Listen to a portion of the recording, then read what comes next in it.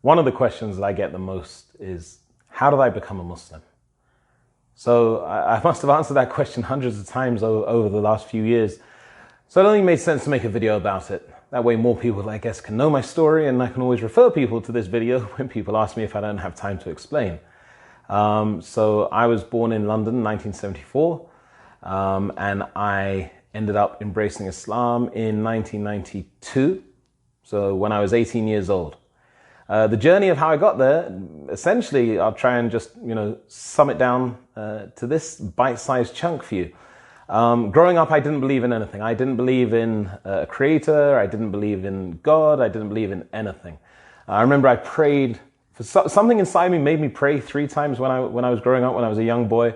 I remember, 2 of the things I can tell you about was that I prayed that Arsenal would win the double, the Champions League and the Premier League. Well, it wasn't called the Premier League at that time. And the other one was that I'd be 6 foot tall. I did get the double. I didn't become 6 foot tall, not even close. But those were the only times that I ever even considered the possibility of there being a higher power.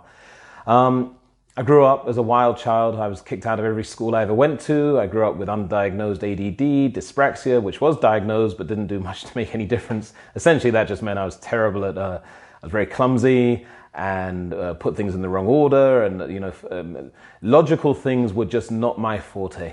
So growing up in London, as I said, I had an amazing childhood. I mean, I enjoyed every minute of it, despite the fact that I was getting expelled from every school and getting into trouble. A ridiculous amount of trouble. I started smoking when I was 9 years old, and you can guess, if that's what I was doing at 9 years old, how bad things were by the time I got into my teen years. Anyway, I was just going about my life, partying and not really caring about anything. I never cared about education because I always believed that I was set up to go straight into taking over my father's business. My father took over the business from his father, and 100% all I thought was going to happen to me in my life was that business would become my business. So I had no business being interested in anything to do with education. So I was, as I say, expelled from every school and failed every exam. When I was 16 years old, I was at a party with a friend of mine, Simon. He was drunk, he'd been drinking, and I may have been doing that also. And I remember he was kind of like lying down on the sofa, and he said to me, "Don't you think sometimes, don't you think?" I said, "Think what?" He said, don't you think sometimes why we're here? Are we just here just to do what we see our parents doing, making money, doing business, getting old and dying, and that's it? I mean, that's all there is to life?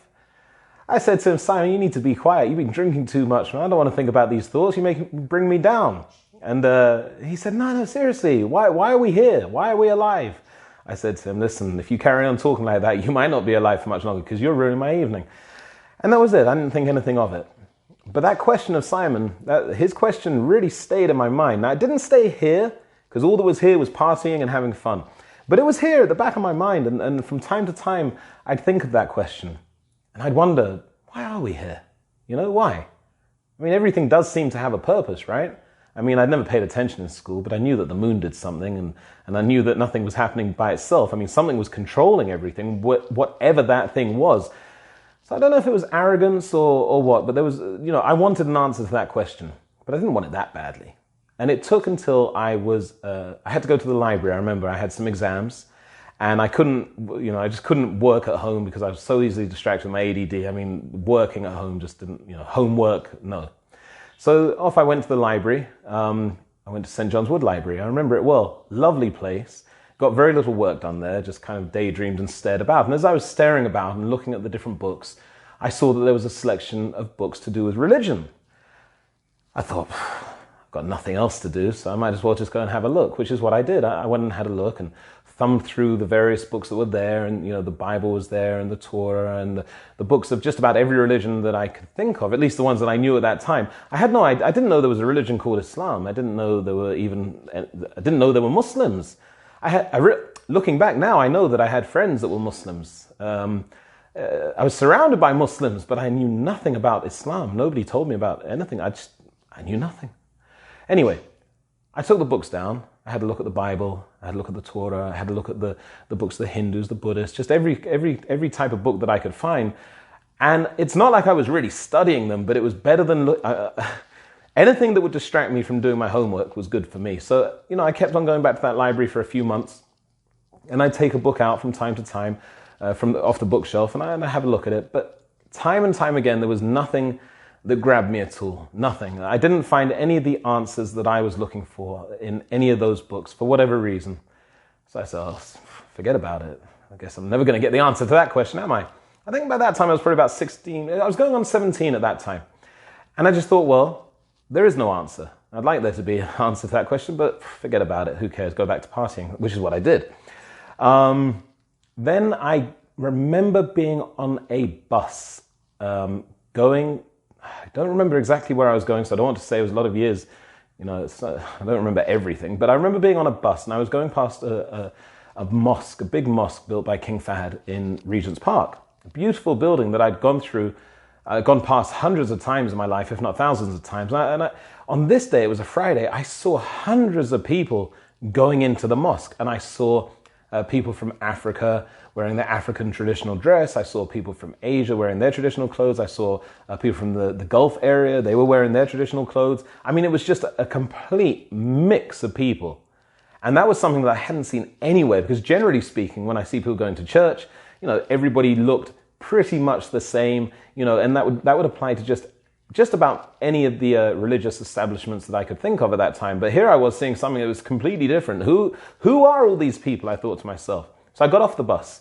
I remember now, I was going to college, and that's why I probably felt, it makes me laugh now thinking about it. I remember I was going to Kensington College because I had to retake my exams, and my parents had put me in this private college with just, I think, 3 students per tutor in a hope that maybe this time their son would actually pass some exams. So anything, again, ADD, distract me from doing what I should be doing. I jumped off the bus and I went over to the mosque. Now, at that time, the picture of Arabs was really bad on the television. I remember seeing horrific images of people in Iran, people that were hijacking planes, people were holding a machine gun in one hand and a copy of the Quran in the other hand and screaming, and I saw people beating themselves in Iran. It was some disgusting images that made me very, very fearful of Arabs. And I didn't know anything about Islam. I didn't even know there was a religion called Islam, but I did know that these people, some of them, looked like the people that I'd seen on television. So I was really, hesitant to go anywhere near them. And I just sat quite far back on a wall. But something about this spectacle kind of kept me there. And I remember looking at them, on Friday, there's a Friday speech. If you don't know, it's called a khutbah. And that's a speech that the imam, so that's the person who leads the congregation in prayer, delivers. And so he delivered the speech, and the people came and they went, and they left. They filed out of the mosque one by one. I must have been sitting there for about an hour and a half. I mean, that's ADD for you, I guess, or it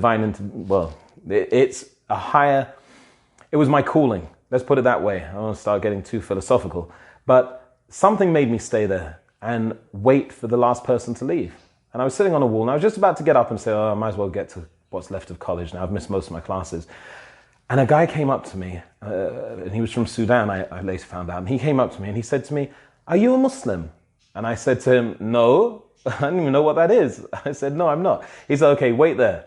So I waited there. I was like, what's going to happen now? I'll come back with a machine gun or something. Anyway, he came back with 2 books, and I'll always remember it was a translation of the Quran in English.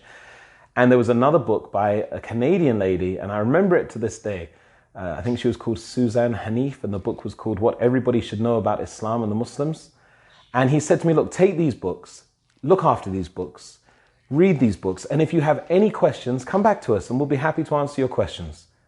I was like, that's really nice, thank you. That's nice. Like, people don't usually just give you things for free. And he wasn't pushy, and he wasn't telling me anything about the religion. He was saying, look, here's 2 books that can help you. I was like, touch, nice. So anyway, I went home, I got those books. I remember I hid them in my bedroom because I thought that if my parents find them, they're not going to be happy with anything, that's not their way of life. So I remember putting the books in my top shelf. I can remember it now that I'm thinking about it. And I remember the first time I took down the translation of the Quran, I was like, all right, let's get into this one now. And immediately after reading it, I thought, well, it's another book that I'm not going to find any answers in. There's nothing here that makes sense to me. But the reason it didn't make sense to me was it was written in really old Shakespearean English. And that was just too much hard work for my ADD mind. I wanted, something instantaneous. I didn't want to have to wait about. So I remember I put the book back. About 2 weeks later, I took it down, had a thumb through some of the pages. Same thing. I said, I can't make head or tail to this. So I gave up on it. And I put it back. Then I think I was close, and I forgot about it basically, carried on partying and doing what I had to do. And I remember being on a bus. The next thing that happened to me, I was on a bus and I was about 17 and a half, I think. And I was on a bus and there were these two ladies talking about a place in London that they went to where they heard people stand up and publicly talk about their faith. And they were saying, oh, it's amazing. There was a guy was standing there, he was talking about, Christianity. There's another guy talking about Islam. There's another guy, talking about Buddhism. And she was describing a place that I later found out was Speaker's Corner in Hyde Park, which many people will be familiar with. So when I heard them talking like that, actually, I remember at first, nothing really kind of triggered, I was like, oh, whatever, Islam, Muslims, that's not what I'm about. I'm not interested in that. And then she mentioned, oh yeah, he had a Quran in English. And I thought, oh, Quran, wait, I've got one of those. Okay, wait a minute, there could be something there. And I remember at the same time I was listening to a lot of hip hop, and at that time as well, a lot of the music, was talking about Islam and the Quran. So there was a bit of a momentum for me to find out more as I was getting closer to my 18th birthday. So I went to Speaker's Corner, and it was crazy. I remember thinking to myself, what am I doing? It was a Sunday, I wasn't, usually on a Sunday I'd have a hangover. I would be wasted from the night before. Somehow I managed to make it to the park. I don't even know if I went to sleep the night before. I went to the park. It was madness, lunatics everywhere. And amongst the lunatics, there were some really interesting people to listen to. So I did. I remember clearly listening to a Christian guy.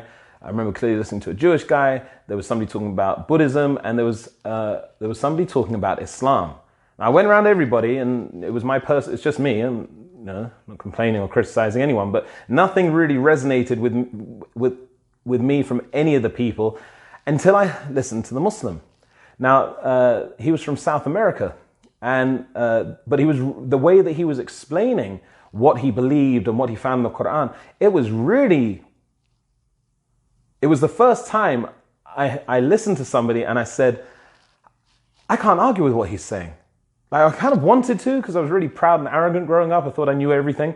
When I heard him speak, I said, it's difficult to argue with that. I don't even believe in God, but what he's saying does make sense. And he was talking about how can there be no God, and how this, and how a lot of what he was saying, actually, I remember he was asking questions. He was saying, how can it be this like this? And how can it be like that?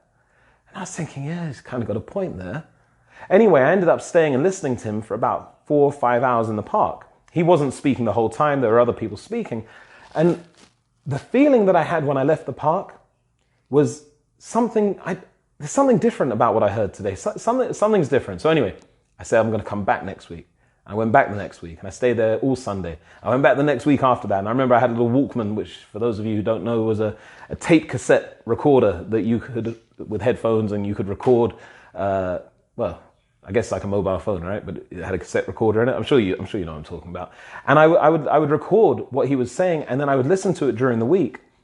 And as the weeks passed by, I would go there every single week. And as the weeks went by, I was saying to myself, this is really, okay, I'm onto something. This is nice. What I'm hearing is making me feel good, that there's I'm kind of getting answers to questions. And I remember going down Edgware Road, which is a road in London where there's a lot of people from Gulf countries. There's a lot of Arabic shops there.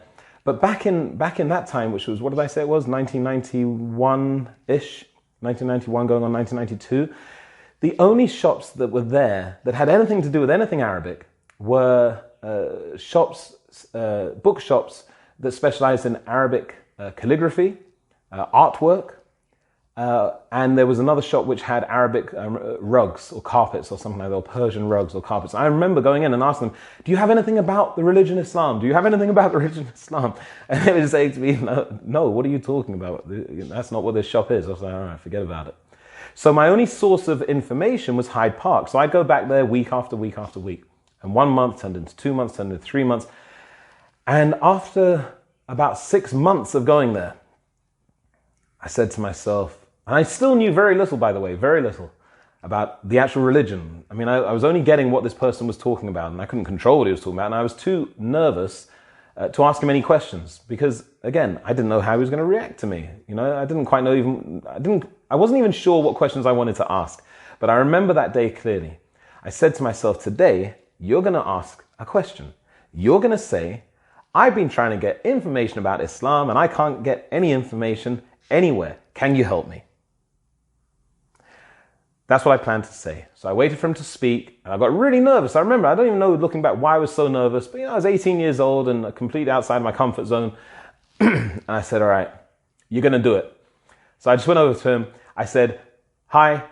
I remember it clearly. I said, hi. I know you might not have time for somebody like me. Don't ask me why I said that. That's what I said. I know you might not have much time for somebody like me, but I think I want to become a Muslim. That's what came out of my mouth. He said, you want to become a Muslim? What do you know about Islam? I said, that's what I meant to say. I don't know anything about Islam and I'd like some information about Islam. He said, I can help you if you like. You want to talk? I said, yeah, that would be amazing. So we sat down and we talked in the park, in Hyde Park. It was a beautiful, beautiful day. Honestly, I remember it like it was yesterday. I was saying to somebody else yesterday, I said, I can remember that day. I can remember the clouds. I can remember everything about that day so clearly. I sat down and this guy gave me so much time. It must have been about 2.5 hours altogether. And he answered all of my questions to the point that I couldn't think of any more questions to ask him.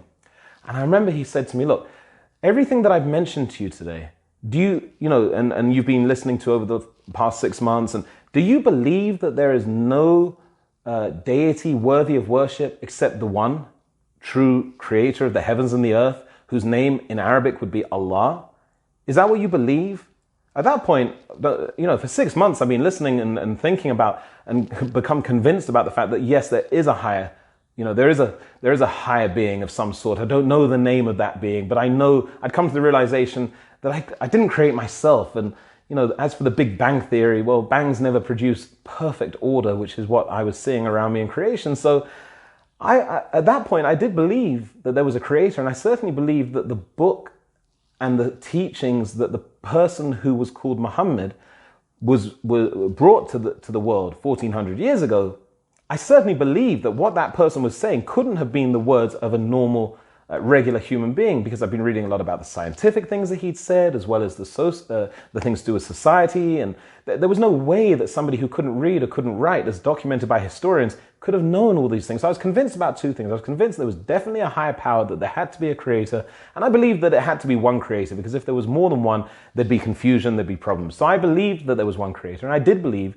that the person who was sent with the Quran, who was Muhammad, peace and blessings be upon him, which is a short prayer that we say out of respect after mentioning his name. I believe that man was no normal man, and that he was a messenger, and that he was the final messenger, because the Quran was sent as the final book. So him, that being the final book, yes, I believed he was the final messenger. So he said to me, if you believe that in your heart, that what you believe in your heart, then say it with your tongue. Would you have a problem with that? I said, no, I've always been somebody, if I believe it, I'll say it. I'm not somebody to mince my words. I'll say what I like, no matter if it wasn't always for the best when I was getting kicked out of all of those schools. But I said, yeah, why wouldn't I say that? He said, okay, so if you believe that in your heart, which is what the Muslims believe, if you believe that in your heart, then say it with your tongue. I said, yeah, cool, no problem. He said, okay, look, say it in Arabic first, and then say it in English. I said, oh, I say it in Swahili, I say it in whatever language you want. That's what I was thinking to myself. I didn't say that to him, of course. And he said to me, okay, repeat after me. Ashhadu an la ilaha illallah wa ashhadu anna Muhammadan Rasulullah. This is basically, he might have made a slight variation on that, but essentially that's what he told me to say in Arabic, which I now know how to say, obviously. At that time, I was saying, I didn't really know how to say the sounds. And then he said, okay, what that means is that you bear witness, and I said, I bear witness, that there is no deity worthy of worship except the one, Allah. And I bear witness that Muhammad is his slave and his final messenger. When I said that, he said to me, congratulations, you're a Muslim. And he hugged me.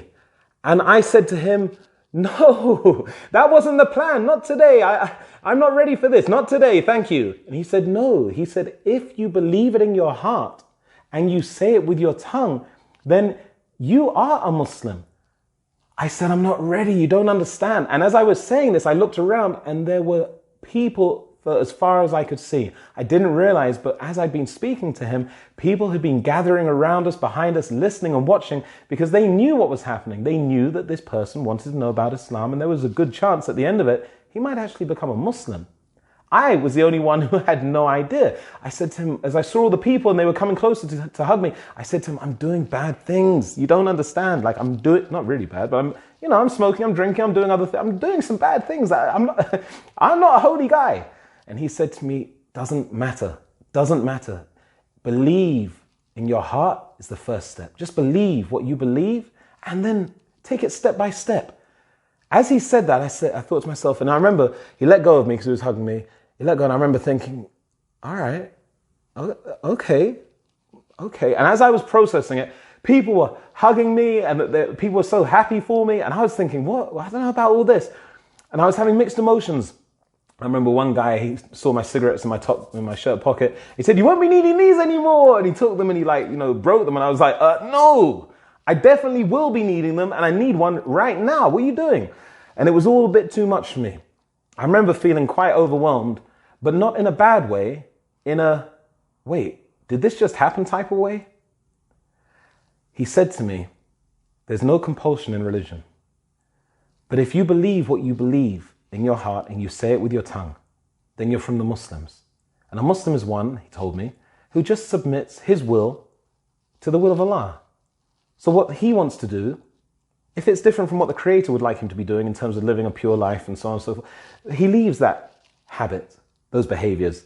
Why? Because he knows that his Lord created him to live in a different way, in a better way, not to do things that hurt them. So anyway, I remember them saying to me, we're going to the mosque, we're going to the mosque. It was obviously Maghrib prayer. I didn't know the time, the evening prayer. He said, they were saying, we're going to the mosque. Do you want to come? I said, no way. This is enough for one day. This has been wild. This is too much. You go to the mosque. And so we exchanged numbers. Of course, there were no mobile phones at that time, I don't think. So it must have been my house line. And they went off. And as I'm looking at the camera now, I can picture them walking off. I saw their backs as they were leaving. They went to the mosque. They were from all different parts of the world. And I remember I sat down on the park bench. And I sat down. I remember looking. It was such a beautiful park, Hyde Park. And I just looked out. And I remember looking up at the sky and I said to myself, this is the best decision you've ever made in your life. You did it. This is the best decision you ever made in your life. And I remember saying that to myself. And I remember feeling quite overwhelmed, thinking like, what now? What now? And I guess that's something that I'll leave for another video. I don't know if anyone watched this, but I guess it seems appropriate. It's the month of Ramadan.